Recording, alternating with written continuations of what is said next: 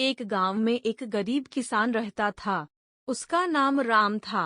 राम के पास खेती करने के लिए बहुत कम जमीन थी और उसके पास एक छोटा सा घर था। उसकी पत्नी और बच्चे भी थे, जिनकी पढ़ाई लिखी के लिए पैसे की बहुत कमी थी। राम दिन भर खेत में काम करता था, लेकिन उसकी खेती बारिश के कारण फसल बर्बाद हो जाती थी।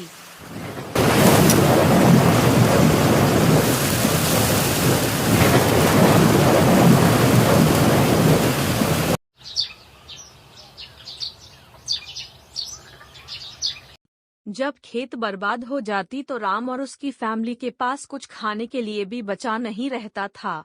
ऐसे ही कई साल बीत गए।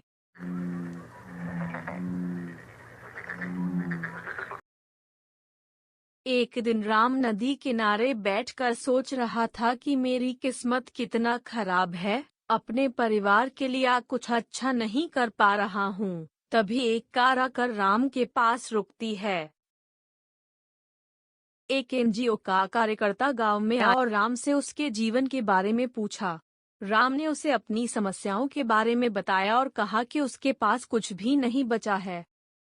एनजीओ के कार्यकर्ता ने राम को समझाया कि पास कुछ ऐसे साधन हैं जिन्हें इस्तेमाल करके वह अपनी खेती को बेहतर बना सकता है।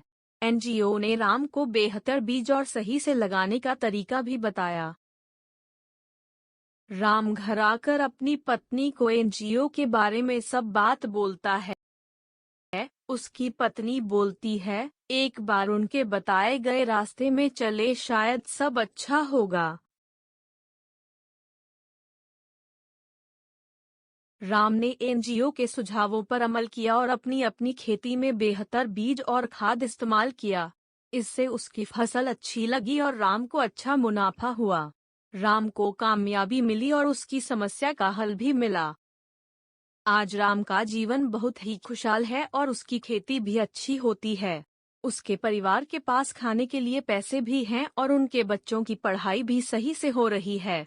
इस कहानी से हम ये सबक सीख सकते हैं कि अगर हम अपनी समस्याओं का हल खोजते हैं तो हमें अपनी समस्याओं को जल्दी किसी अच्छे संगठन के साथ शेयर करना चाहिए, जिससे हमारी समस्याओं का हल खोजा जा सके।